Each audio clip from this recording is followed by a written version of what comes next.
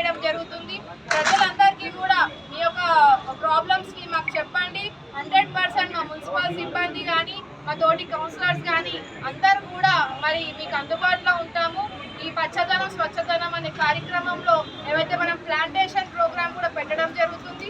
ఆ ప్లాంటేషన్లో కూడా మనం ఇంటింటికి ఒక 2 or 3 చెట్లు ఏవైతే పబ్లిక్ మనకి చెప్పడం జరుగుతుంది. వాళ్ళకి నచ్చిన చెట్లే మనము మన నర్సరీ నుంచి కానీ లేకపోతే వాళ్ళ ఫ్లవరింగ్ ప్లాంట్స్ కానీ ట్రీ గార్డ్స్ కానీ ఏది అడిగినా కానీ మేము ఇవ్వడం జరుగుతుంది.